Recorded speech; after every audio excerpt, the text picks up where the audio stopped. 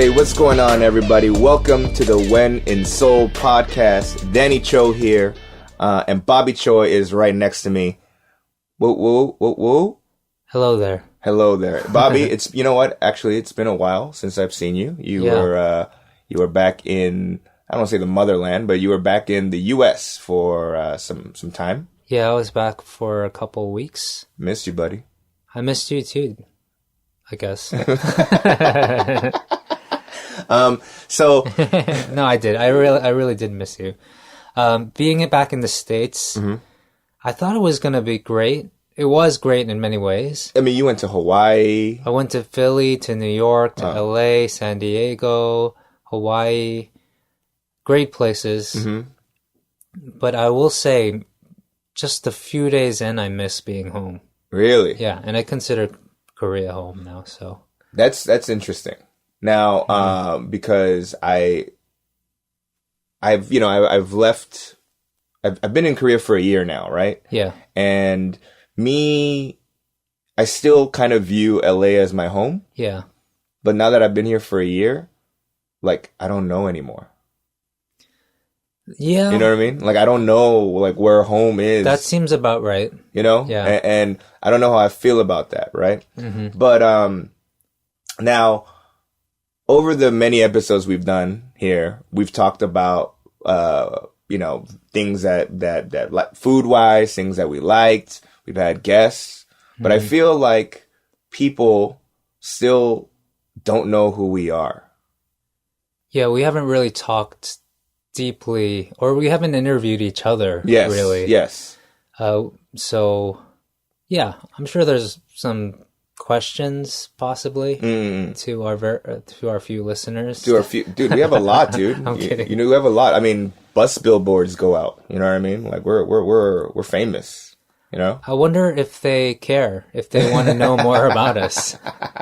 Well, too bad. Today, so what we're going to do is I'm going to interview Bobby. So I will be the Walter Cronkite, the Barbara Walters, and you will be the guest today.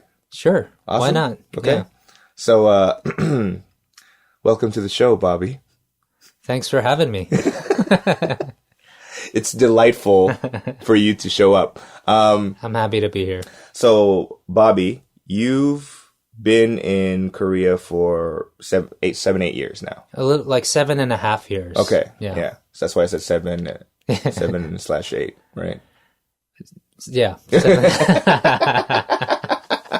This is going really well so far. Oh, thank you. I said that like, when you're young, and you're like, oh, I'm 3.5. Yeah. You know? I know. Well, like, imagine if you said like 7 3/4, I would have stopped this interview and just hit you, right? You know, I saw this, I saw this like post by Carl Reiner, who's a comedian and actor. And he was promoting something about, he wanted people to vote, right? And he's something like 89, something like that. And he was saying, by the way, I'm 89.5. And I realized though, that might be like kind of deep, meaningful, something deep and meaningful in that. He just didn't want to say that he was 90. No, you know when you're a kid, you take half a year really seriously. But when you're old too, you're sort of doing the same thing. Half a year means a lot to you, right? Yeah, because absolutely. Like if you're winding down, maybe when you're a kid you're wearing diapers. When you're 90 years old, you're wearing possibly diapers. You're wearing diapers. You're moving at the same speed. So you're sometimes saying that he's not Benjamin Buttons, but he's you're saying Carl Reiner's in a diaper right now. It's a circle of life. It made me really think about that. But yeah, I've lived in Korea for 7.5 years. Awesome. And perhaps I'm thinking that I'm calling it 7.5 years because it's very early on in my time here. Let's say I was here 21.5 years. Okay. I wouldn't say I've lived here 21.5 years. You'd say what, 22? Would you round up or would you round down? I would probably just say 21 years because that's still a feat in itself. So. Yeah, you're right. So anyway, we've gone all way off tangent so far. but So you've been here 7.5 years. Yeah. And I know you as a friend, but I'm wondering what made you move out here? I get this question all the time, especially from Koreans. 여기 왜 왔어요? Yeah, and they genuinely often they're just confused. Like why did you move here? You know, kind of thing. Because like and there's nothing wrong with it, but I've known you since back home. Yeah. And I knew you weren't going to come out here to teach English. You know, that wasn't your move, right? Yeah, so and a lot of people assume that's what you're here for. Stereotypically, a lot of Kyopos come out here because things aren't going well or whatever back home, and they just want to come here and just kind of screw around and make some money, and you know what I mean, and have a good time, right? Yeah, but the reason why people are confused by why I'm here is because the short answer is never enough. What is the short answer? Often, I just tell them, I feel safe here. And that doesn't really compute. Yeah. If you say that to anyone, really, it's like, okay. Yeah. That doesn't seem like a big reason to like leave the life as you knew it, to leave for another foreign place. But for me, it means a lot more. And I guess I could go into it more. Yeah. I was born and raised in New York. Yeah. My parents actually left Korea in the 60s. Oh. Like the mid 60s. That's kind of early. Like, yeah, I think it was in 1965 Immigration Act was passed, where, a lot of people were just immigrating to the States. In Korea, Koreans were immigrating mid 60s. My parents were in that group of people. They actually met and married in New York. Wow. When there were barely any Koreans. I think they were telling me they probably knew all the Koreans that lived in New York when they first got there. Yeah, I saw your parents' wedding picture. There was white people as witnesses. Yeah. I was like, what? That's crazy. So, and then they had 3 kids. But when they decided to raise us all as Americans. They didn't send us to Korean school or teach us much about our culture. I mean, we had kimchi on the table. And I didn't even eat it. I hated kimchi until I went to college, actually. But, I don't know. I always grew up speaking English, trying to be American, I guess, but I never really felt comfortable in my own skin. But quite a little backtrack. Yeah. Why do you think they try to just like not let you learn about your heritage or your culture or right? whatever? Good question. Why do you think that was the case? Well, I think they wanted to give us, a fighting chance in their perspective. Like I felt like they wanted us to have a life in America. They didn't want us to look. They didn't look back themselves. Oh, okay. They never wanted us to come back to Korea.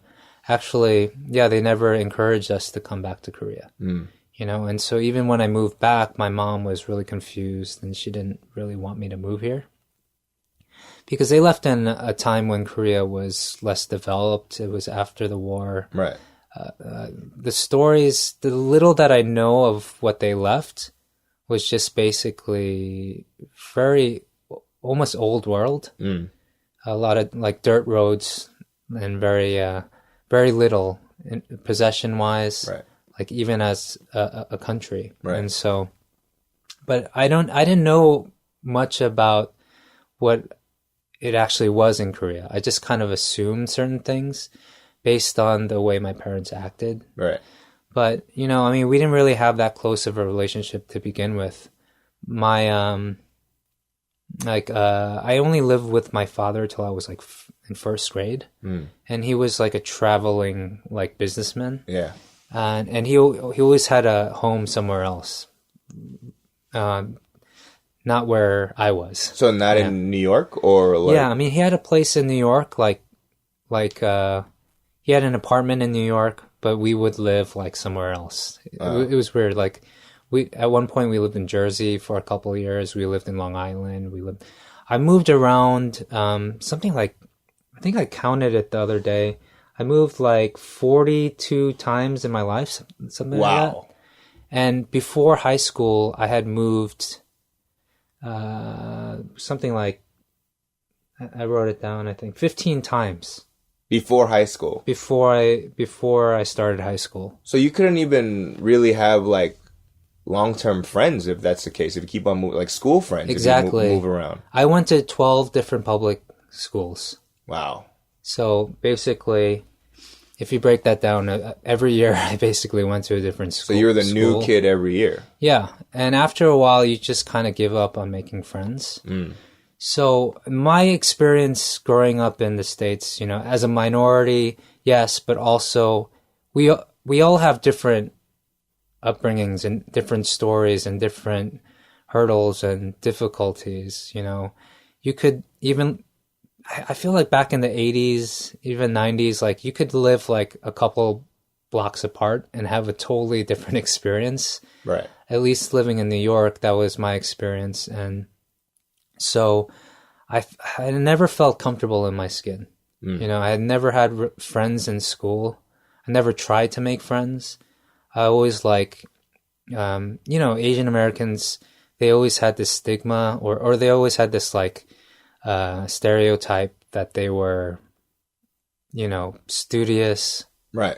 You know, like a model minority kind of thing. Yeah, like but you get good grades. that wasn't me at all. I remember one time I switched schools in like the 6th or 7th grade.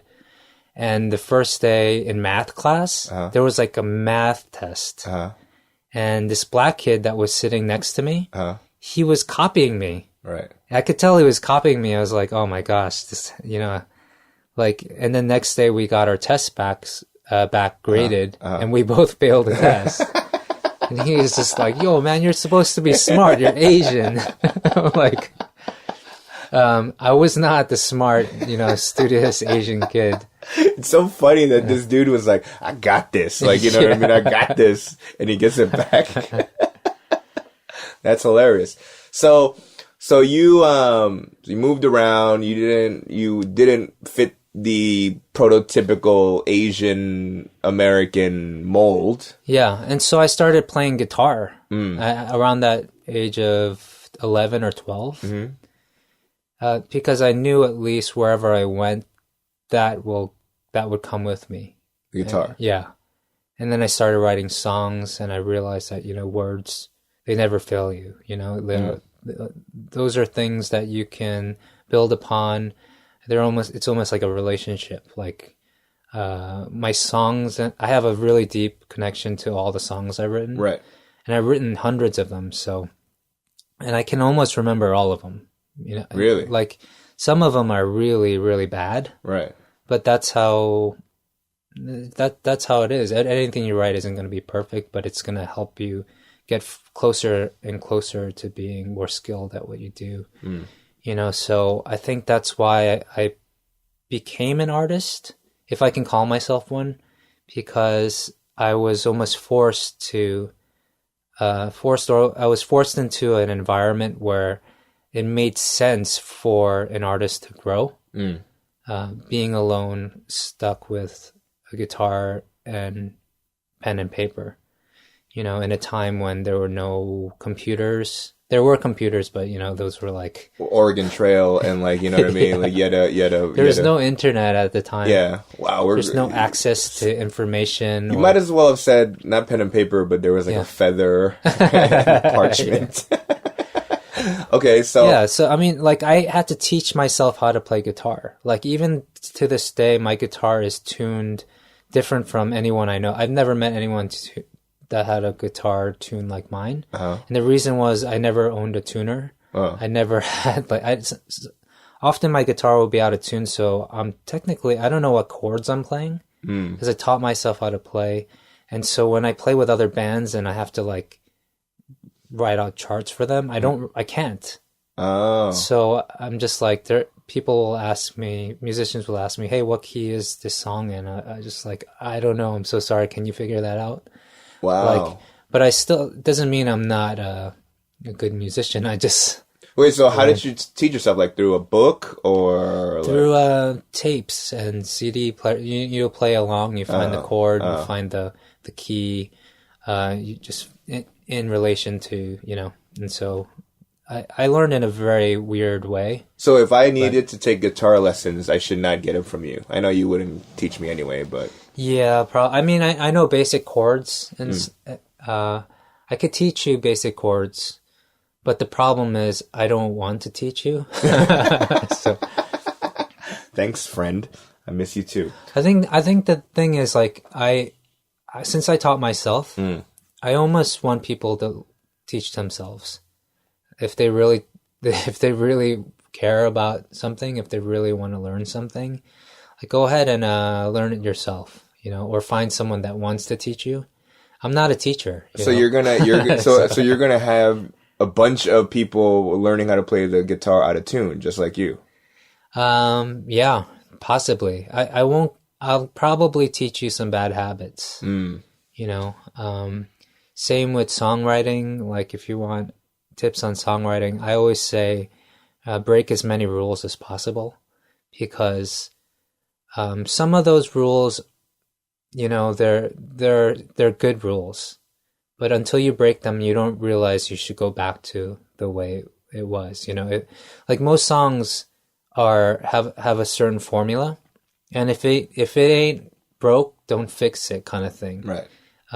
Applies in a big way when it comes to music, I think. But sometimes you need to go, kind of step away from that to be a little bit more free in your artistic endeavors. But I don't know. I think we're getting too deep into. Nah, whatever. I mean, it's our podcast, and I want people to get to know you and the way you think, the way your experiences are, as opposed to just us always just telling fun random stories. I mean, now here's a question. So you say you wrote hundreds of songs since your teens, right? Yeah. Have you seen, or do you remember like some of the first songs that you've written? Sure. And, like when I look back at my first joke I ever told, it makes me cringe.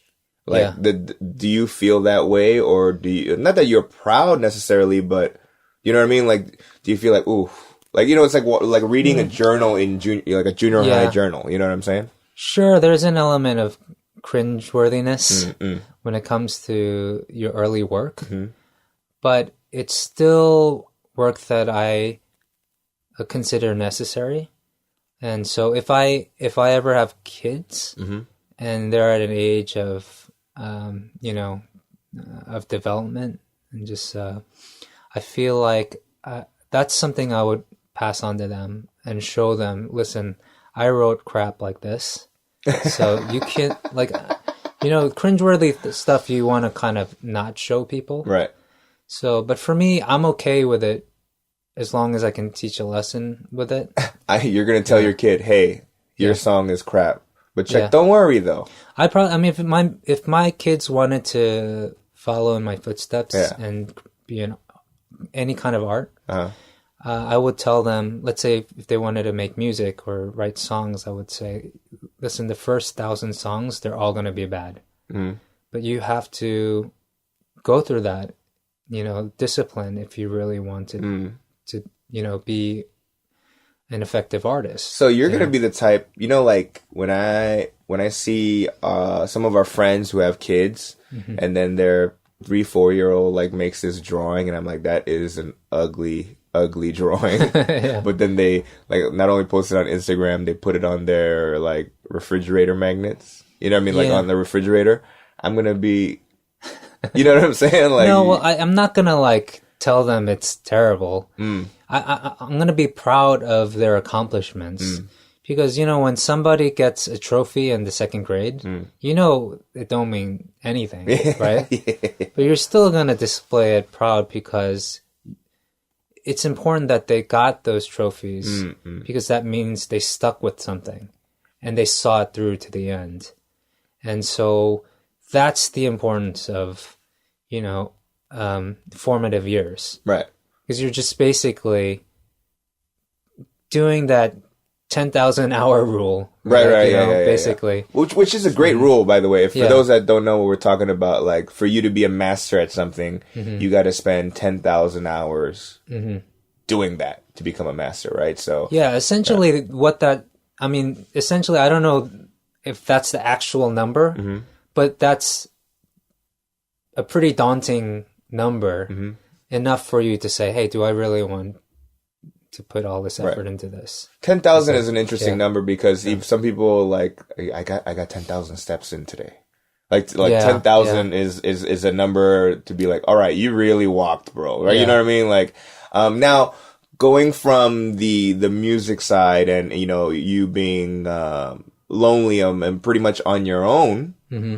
And so, you know, that's how I met you. You were a musician when I met you, right? And like we met, well, I remember meeting you when we did a show together at this show called Talk of the Block. You say we met earlier or you saw me earlier. But I remember having our first conversation at this event called Talk of the Block. It was at some art studio where I hosted it. You were performing. My former roommates, Jonathan and their band Invid, DPD, director of K-Town Cowboys and Son, and they had a band called Red Team Go at the time. Yeah, basically Asian American artists that came together not to make something specific. We actually kind of didn't know any other artists, so we were kind of leaning on each other and kind of carrying each other in a way where we didn't know where to perform, so we were creating our own venues and giving ourselves a stage. Yeah, and it was our buddy's parents' art studio. And that has everything to do with what I'm talking about, though, like in terms of safety and feeling like, you know, I don't belong somewhere or comfortable in my skin kind of scenario. I think Talk of the Block and us being a part of those events were, you know, really trying to find a comfort level, you know, like somewhere comfortable that we can be on stage and share our stories that are probably going to speak to the audiences that were actually coming to those events. Right. Because they went through what we went through. Right. Right. And so that was the connection. That had a totally different effect on me as well. I think different from, I'm not sure if I totally was the same as everyone else, because I feel like I wasn't necessarily looking for that. Yeah, that's right. I mean, because like I said, you say that you felt like your stories or, you know, your songs would resonate possibly better because they're all Asian American, but unfortunately, your upbringing isn't the stereotypical Asian American upbringing. You're the most unique. Like your upbringing is very unique to me. My songs themselves, I don't feel like those songs were connecting with Asian American audience per se. It was more the camaraderie that made sense at the time. Right. That I was like, this is kind of cool, you know. I feel safe amongst these other Asian Americans, and so let's stick with this for now. The content of my music has always been, I think it's always been universal. I think. In some sense, where it's not pigeonholed into, you can never call it Asian American. Right. It's just dealing with issues that that all humans go through. I think moving on to me actually coming to Korea finally, it was like, had something to do with that camaraderie, that like feeling safe amongst your peers, in a sense, you know, because it was the first time I felt like part of a majority. Yeah. Just going into it, because I saw all these Koreans and I felt like, hey, you know what? If someone picked a fight with me right now, I'd have this entire country backing me up. And there's safety in that. It's a little bit, it's unclear and possibly an unsafe way to think about life. I initially coming into it, it felt kind of nice. Things changed. Things changed, of course, and I don't feel like comfortable in that completely here, even after 7.5 years. Right. But I think it helped me understand my situation better of who I am. So I still don't feel like I am a part of a people per se. I think right now I just feel like I can embrace my individuality and the fact that there's not a lot of people that have my kind of upbringing. Absolutely. And so I'm getting to a place where I'm starting to be able to celebrate that rather than feel bad for myself, you know? And so I'm hoping I can connect to the people in this world that have that kind of upbringing, you know, not saying that it had to be the same, like they had to grow up in New York as a minority. Move 15 times. Yeah. I get you. But I'm sure on some wavelength or some level, there's people all over the world that feel displaced and don't feel comfortable in their own skin. They don't feel like they belong to any majority. They feel shy and scared because they are a minority. Right. And so I think there's a very important healing aspect to knowing that, you know, just because you're a minority doesn't mean that that there isn't security available to you. Right. Okay. Yeah. And so what I'm going through in life now in Korea, living in Korea is helping me understand this better, is that feeling safe and the security, you know, it's more inward. It's a choice. And I'm not saying that Korea has made that available to me. I'm just saying that I've discovered that while living in Korea. Oh, yeah. Okay. Gotcha. Yeah. No, because, you know, initially when you, because you know, going back to like the first thing when we go, why did you move here and you feel safe here? I've actually expressed that to certain people and Koreans. And they'd be like, oh, yeah, because we don't have guns. And I was like, that's not what I'm talking about. Yeah. You know what I mean? I mean, there is that element too. Sure, yeah. But, so it could have been in South Africa for you to find this sort of revelation. Yeah, right? Yeah. But it just happened to be in Korea. Sure, yeah. Right. I think that, I think the one thing though that Korea helped me with was to understand my parents better. And I didn't realize how important that was until I came here. How my parents and we never really had a deep relationship. And I always just thought that's how the cards were dealt to me. Right. Like my mother and I had never had a long conversation ever until maybe a couple of years after moving to Korea. Right. Because we never spoke the same language. Uh-huh. You know, and so ever since I learned Korean in a way where I can communicate with her better, I've been able to ask her questions that I didn't really know I had about, like where she was born, where you know her family's from, like her siblings, like how many siblings she had, stuff like that. I didn't know she had like siblings that passed away in infancy, stuff like that. I didn't know she was born in North Korea until I lived here. Yeah, a lot of families that I know, even my grandparents on my mom's side, they are originally from North Korea. Yeah, both my parents. I didn't know that. Yeah, they were both born in North Korea. So more and more, the older I get, I realize, you know, your roots and your blood, your bones, they come from a place. Yeah. And that can explain a lot in your life that you may never have thought of unless you knew. You know, so I don't know. It's getting a little bit confusing. I'm confusing myself a little, but it's yeah, like tendencies of our culture. I feel like I realize how Koreans act in certain ways, like the specific kind of pride they have, Right? and like that chung, I guess you're talking that they always talk about. Yeah, it's almost innate. It's in your DNA. It's not chung like and han.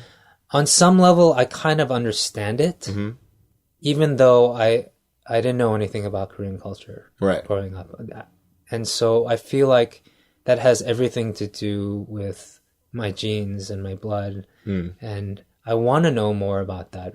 And so being in Korea, it helps me come to grips more with who I am and what I can offer moving forward to the world, and I don't know, to my offspring, God willing. And so, I'm getting in touch with your roots is important in that sense. So I feel like I've been blessed by being here, getting to know more about Korea's history, why my parents actually left. And so, turn this off. So, yeah, I don't know. When people ask me, I mean, the simple question is like, I feel safe in Korea, and it comes from a lot of that. Sure, there's also that side, like being in the U.S., living in major cities for the most part, I was always afraid of police, power of abuse. Right. And I think that's something specific to America. I don't know for other countries and whatnot, but for New Yorkers in LA, like there's a specific hatred we have for cops. Yeah. Even if we have friends that are cops. It's even if you did nothing wrong. Yeah. Like, you know, if I'm driving, for example, if I'm driving back home. This is perfect example. And I'm like, I have to like, I know I'm completely legal right now. Yeah. But then, all right, I start hands on the 10 and 2. Yeah, you know what I mean? Like I start like making sure, okay, I have seatbelts, like everything. And I don't like that feeling. If a cop car is anywhere near you, even if it's far off in the distance, like I'll slow down. Right. So like I'm nowhere near, like that kind of fear doesn't come from you doing anything wrong. Yeah. It comes from knowing that you've seen them abuse power. Right. Generally speaking, there's good cops, you know, but you know there's bad cops. Right. And you've encountered them, and you've been like, personally, I've been abused by corrupt cops. You know, and they've given me unfair tickets or citations or the jaywalking ticket. Yeah, stuff like that. Or the way they speak to you. That energy is debilitating. It makes you. It's not good for you, not for society, and I think that's why it's like manifesting into so many deaths and these days, and so much corruption and brutality, both ways. You know, people are even attacking cops now for that reason of feeling unsafe and bitter and stuff like that. Yeah, so. like for at least for people in LA and New York, seeing a cop, it's almost like seeing a bee in the vicinity. Yeah, right. Yeah. And you're just like, all right, like let's not run, or you know what I mean. Let's try to be cool, but let's always keep an eye out on where the bee is. Because it might sting you. It won't always sting you, but it might, right? But I mean, like in Korea, I have zero. I feel zero fear. Yeah, I jaywalked in front of the cop. Car. I just made eye contact with the cop as I was jaywalking. And you bowed a little, right? I was like, I gave him a little peace sign. You know, nothing happened. So you've been out here, like, okay, for 7.5 years. What was your initial thought? And has anything changed? Like your experiences here, like that first year, because I've been here for a year now, right? So like that first year, like what was it like for you? Given that, first of all, you couldn't speak Korean that well, and you know, I mean, you knew some people out here, but you didn't have necessarily a network of people out here, right? So yeah, my Korean was really bad. Right. But it still is. Yeah. But my first year was great because, you know, it had something to do with adrenaline or some, you know, being in a new place, having a lot of hope for a new place. Right. And I just love the idea of being somewhere that I can try. I don't know. I guess try to be who I've always wanted to be. Oh, you know? okay. So it's kind of like if you were a new kid in school and nobody knew you. Obviously, you've done it a lot. Yeah. But you go to a new school, they don't know what you were like before, so you could portray or do what you wanted to do. Yeah. Contrary to the previous experience. I think I came to Korea with a little bit more confidence than I had normally. Mm-mm. I felt like I needed to go into it with that kind of positivity. Right. And I felt like I was starting over, and I had a brand new chance in life to start over and do something. Eventually, it kind of tapers off, and you kind of become your old self. Right. So I don't think it's necessarily important to try to escape who you are. Right. It just naturally happens. So the first year I lived here, I said yes to everything, like work. I did a lot of work. Right. I didn't get paid much. Oof. But at the same time, cost of living was much lower here. So I could afford to live at with my low income. And as an artist, that meant a lot to me. Right. You know, and back in the States, I was barely getting by, but I was like, you know, you have to work hard. Rent is really expensive. Absolutely. If you have a car, insurance, gas, all that stuff, it all adds up. And at the end of the day, you really have nothing left to even buy yourself a nice dinner, you know? Right. In Korea, I felt like I had a fighting chance. You know, it wasn't necessarily me taking advantage of the system here. It just happened to work out for me. I even though I was making a lot less than what I was making back home, but I was able to make it work. Right.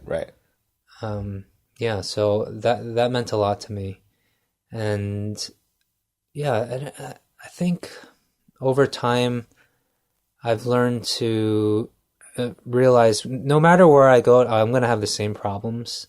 I'm going to have the same issues. I need to work on myself is, you know, basically the whole point. But Korea, I just enjoy being here for now. I don't really want to leave. So, and I have no really strong feelings to go back home. I love being here. I love the people. I have a lot of problems with this country, although I don't voice it a lot. Right. It's more cultural differences that I'm not used to. So, it was going to lead me to this question: is what are some, I guess, disappointments about Korea that you have? It can get. I can be picky about certain things, like just like chivalry, like, or I don't know, like, oh yeah. You know, just common courtesies. Yeah. Are different here than they are back from what we're used to. For example, right? Opening the door for somebody and not getting a thank you. Yeah, which is that I've learned to live with, but on bad days, like, that could get under my skin. Stuff like that, right. Like little things. I also just I know it's not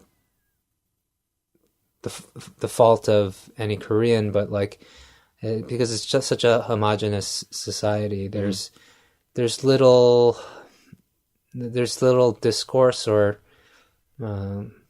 dialogue when it comes to, you know, social injustices in the world. I don't know, like, I mean, you see them, you believe that Koreans have the capability of, you know, wanting equal rights for everyone. Right. But you know they have a long way to go in terms of like the LGBTQ community. You know, like equal rights for men and women. Ageism is probably one of the things that I deal with from a day-to-day. What do you mean? Like, people think I'm younger than I am. You know, I'm 41 in Korea. Right. But often people tell me I look like I'm 30 or even younger sometimes, and they'll treat you differently.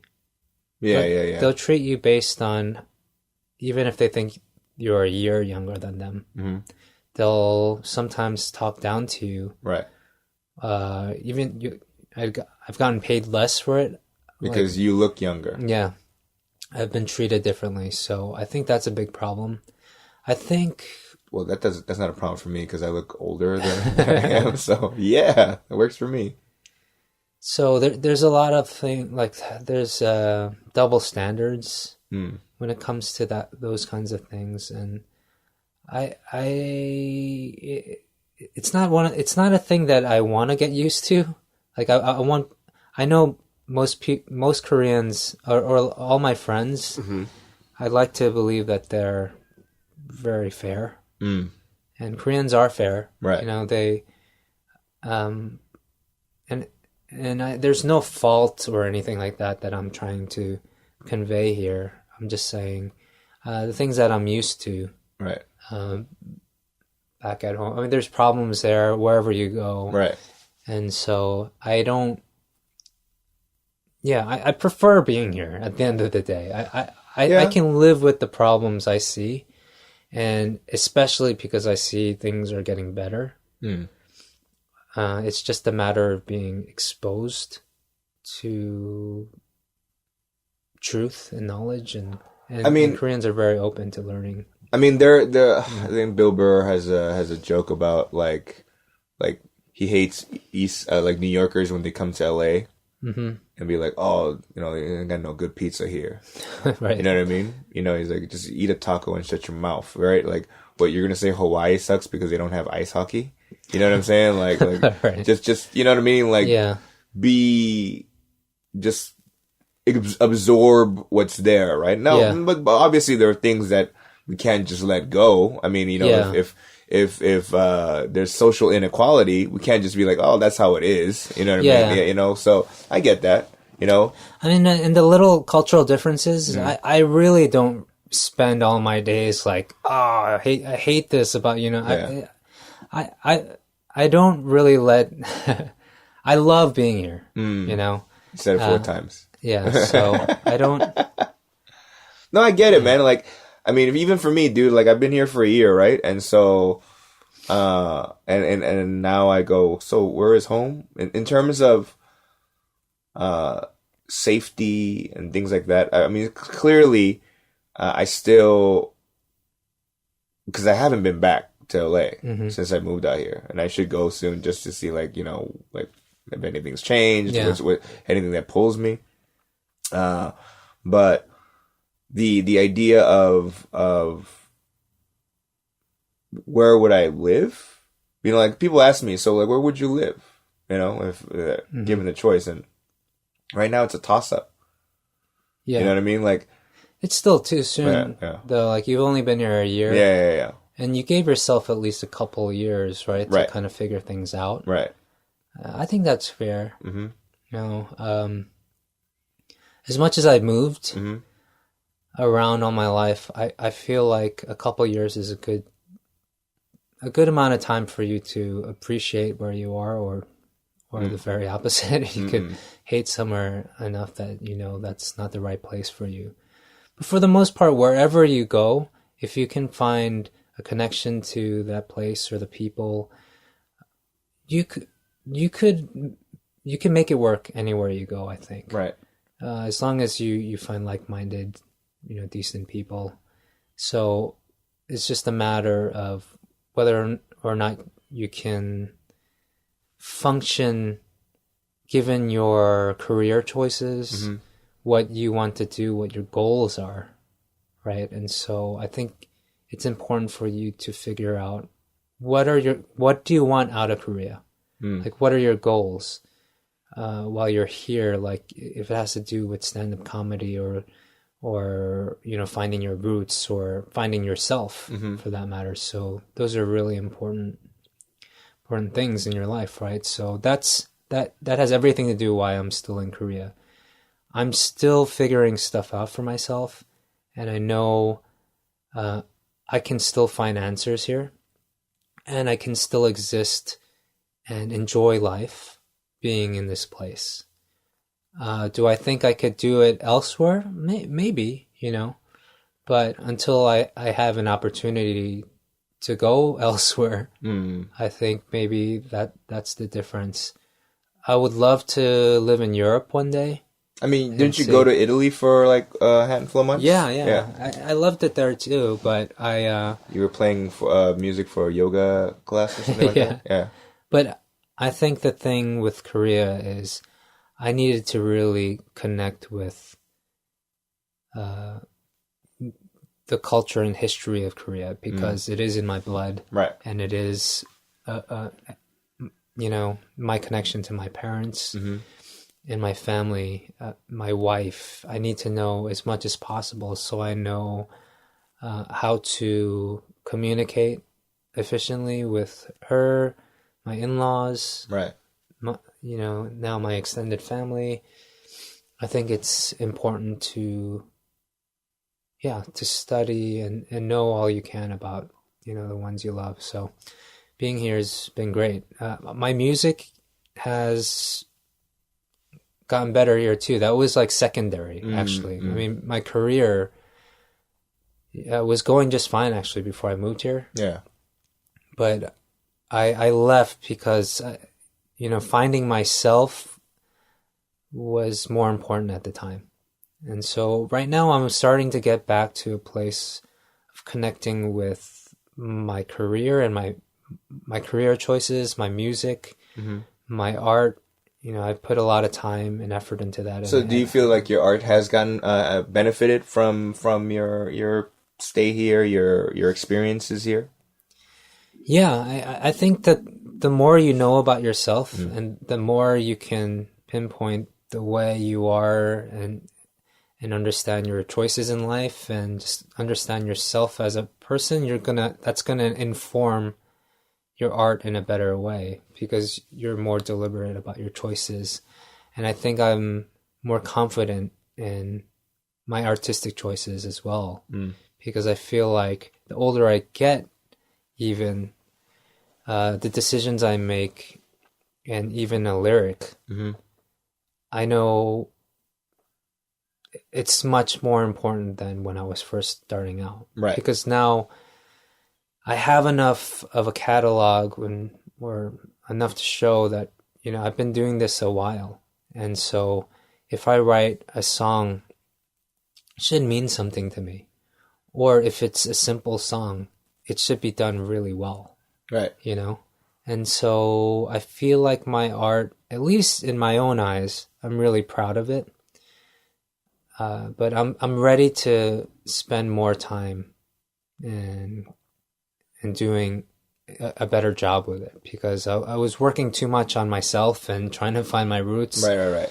That I think my my music has suffered from it, but I'm starting to get back to music again. Well, I mean, earlier on you said that you were going to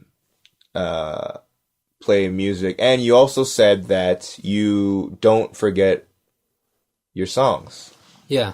Which I'm going to tell the listeners that is not true, because one time I came to visit Korea and I landed on your birthday, and we went to our buddy Kenny's Bato's Tacos. Yeah. And it was your birthday, so I said, Kenny, it's Bobby's birthday. He's like, what? And he gives us a bottle of tequila. We start drinking, and then you go, Danny, I have to go to the radio now. So it's a nighttime, like at 11 o'clock, right? So we go there, and you had to sing live, and you forgot lyrics to your own song. and then I remember the people were like, "Are you drunk?" Yeah. Well, that doesn't have to do. Yeah, that has everything to do with being drunk, though. It's like. So I'm just saying that it is not true that that you do not forget lyrics to your song. Anyway, so Bobby, you have the guitar in hand. Yeah. Can you explain or introduce the song? Yeah, I think I want to sing a song that has a lot to do with time, and I wrote this song like a few years ago in Korea, actually, when I hit the 10-year mark of my career as Big Phony specifically. I've been writing songs since I was 14, so like I've been writing songs for like 26 years or something. Right. But I didn't start doing music as a musician, like a full-time musician, till I was, like I think it's been 13 years now. So I wrote this song based on my journey and having to ask for help, even though I should have it all together by this point. It's called Sorry Mr. Smith, and I wrote this song because actually somebody trolled me on Twitter when I was doing a Kickstarter to raise money and to make an album.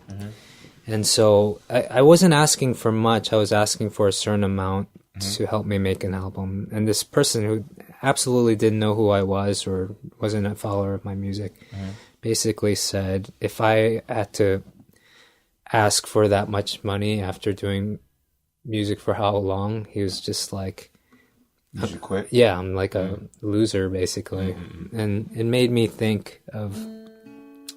it made me mad at first, but then it also made me think, of his perspective.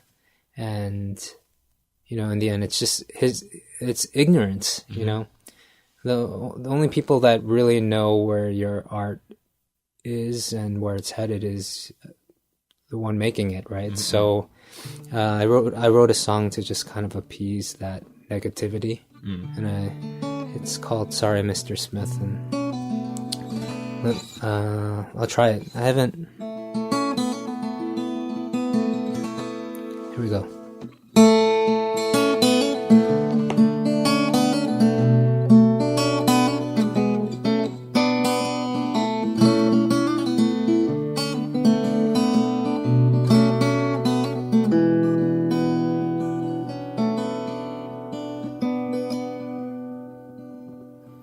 It's been a long 13 years. Some of it I loved, and most of it was not easy. It's been a long affair. I wish you were there.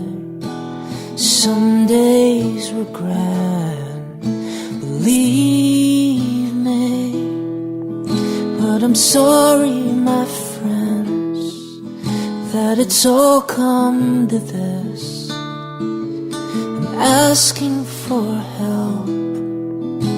It's complicated, so thanks in advance for lending a hand.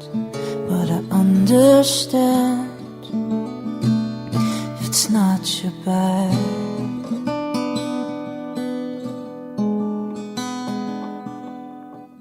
It's been a long debate whether I should give up.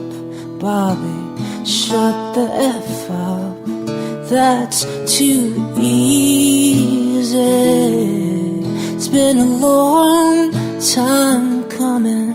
If you stick to your guns, your time will come, believe me.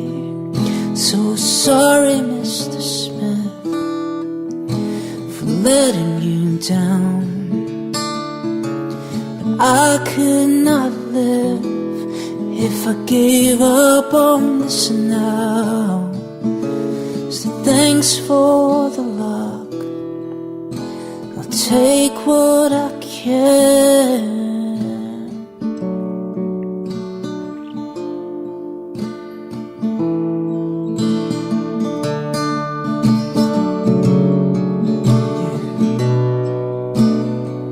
Thanks, kid.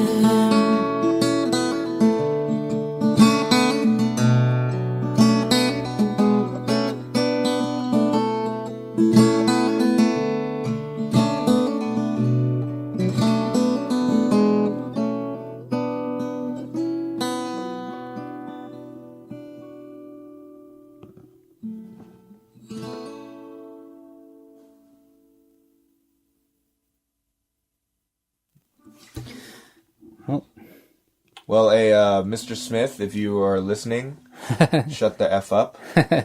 No, man. Yeah, but matter of fact, Bobby, it's been a long time since I've actually heard you perform live, and it makes me go. I know you're not going to, but don't give up.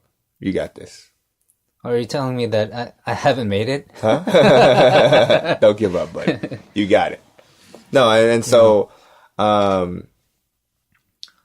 Any final words to the listeners that have kind of, because this is, to be honest, this episode was a little bit more. It's very different. Yeah, very serious. It wasn't like, hey, here's some life hacks or go eat at this place. This was more like you just kind of. That wasn't therapy session, but it felt like. It felt therapeutic though. Yeah, I think it's important to know your hosts, I guess. So maybe we'll see. If you like this episode, please let us know, first of all. I know that we got really deep and kind of dark at times. But really, I want people to know that life is, sure, it can be dark and strange and kind of difficult at times, but really, it's all about going through that because it's going to enrich your life in order for you to be able to empathize and sympathize with people, to be a better person, to be a better citizen of the world, I guess, so you can connect with people. And yeah, I hope you got to learn a little bit more about me today, I guess. And know that I'm dark for certain reasons, I guess.